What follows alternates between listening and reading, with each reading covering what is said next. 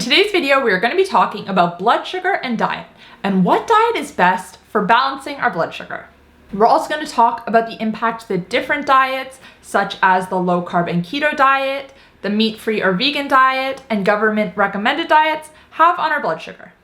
Now, blood sugar is something that the average person doesn't really think about or worry about. It is not until you've received a diagnosis of prediabetes or type 2 diabetes that you start to understand the significance. But I think this is a mistake. We should all have some background info on blood sugar and how to balance it before it becomes a problem. Blood sugar isn't something that only diabetics need to worry about. It impacts our health in so many different ways. Short term, having stable blood sugar means you have more energy, your mood is more stable, and you can think clearer. And long term, it can help you to prevent insulin resistance and type 2 diabetes. It can help you to reduce your heart disease risk, and it can also help you to reduce your risk of other diseases as well.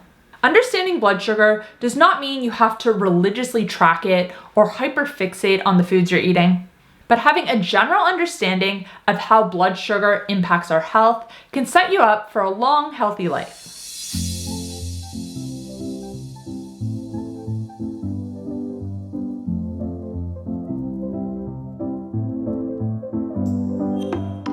Hey guys, welcome back to my channel. If you're new here, my name's Kate. I'm a certified health and nutrition coach. I post new videos twice a week here on YouTube talking all things insulin resistance, weight loss, sleep, and more. So if you're ready to take control of your metabolic health, make sure to click that subscribe button.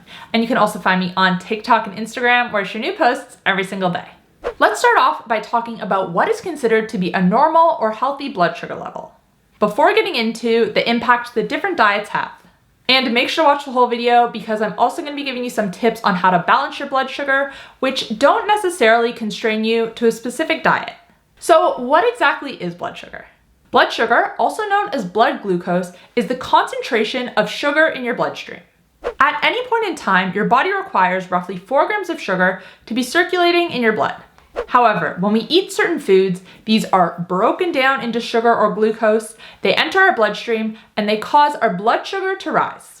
In response to this rise in blood sugar, your pancreas is going to release insulin, which shuttles the sugar out of your bloodstream and to your cells to be used for energy, at which point your blood sugar levels return back to baseline.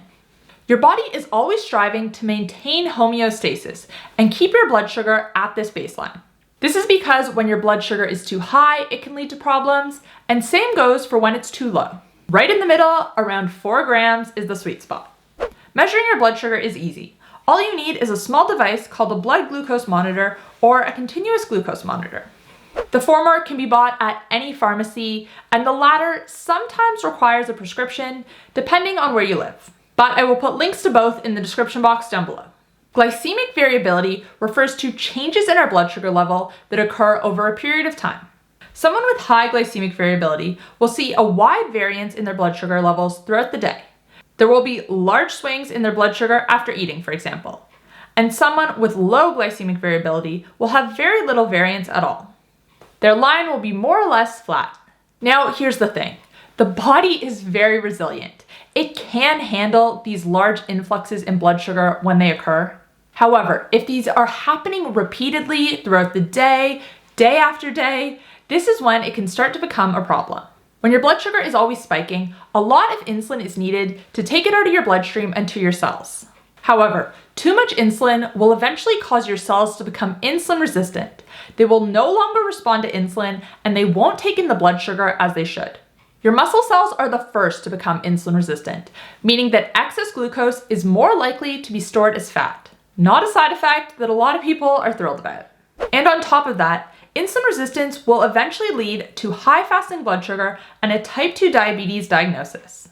It can also manifest as other diseases as well, such as PCOS and heart disease. The lower we can keep our glycemic variability, the more stable we can keep our blood sugar throughout the day, the better. Not only for the prevention of the diseases we just discussed, but also for short-term benefits as well. With stable blood sugar and low glycemic variability, your energy will be steady throughout the day. You won't have energy crashes mid-morning or mid-afternoon where you lose focus and are craving a snack. You're going to be able to think clearer and have less brain fog. You're going to sleep better and your hormones are going to remain in balance.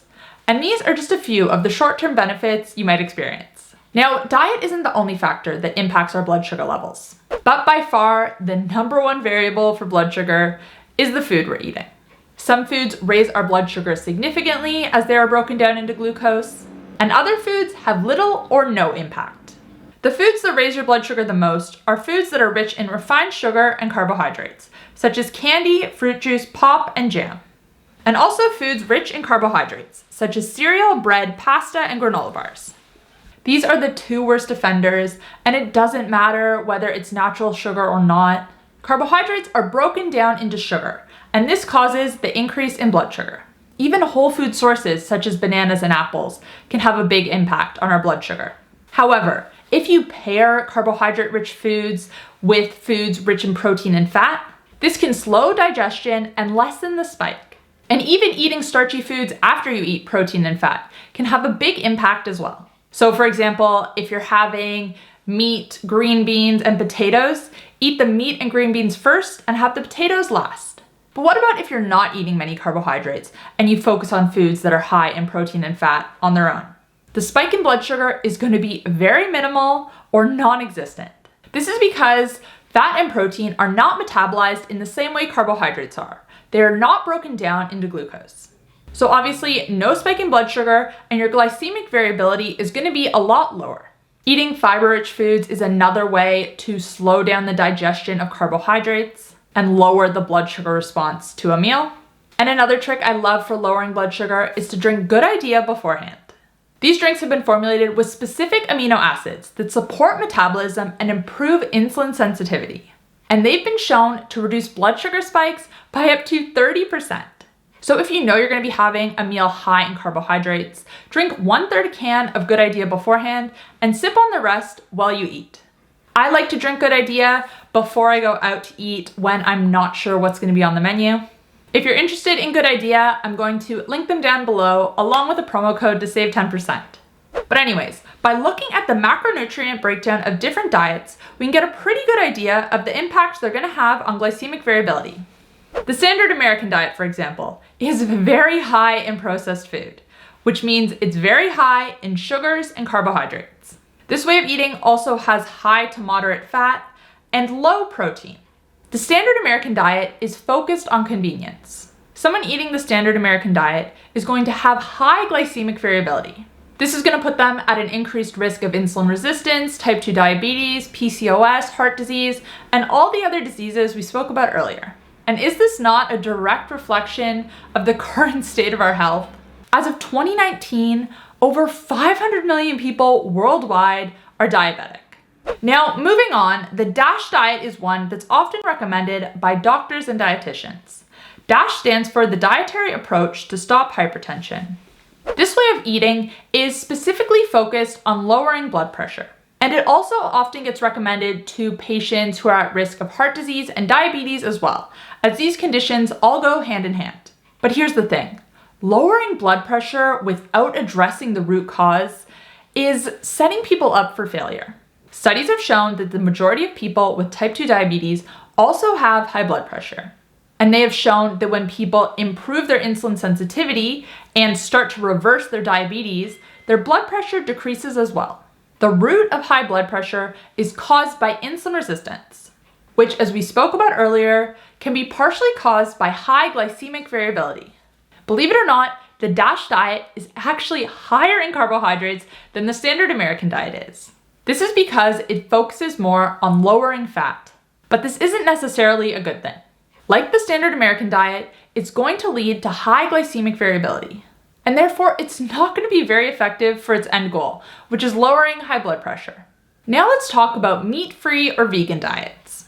While the vegan diet does not necessarily have set macros, it is almost always high in carbohydrates. This is because it's extremely difficult to get enough protein and fat on a vegan diet without an abundance of carbohydrates, because plant-based protein sources almost always have more carbs than protein.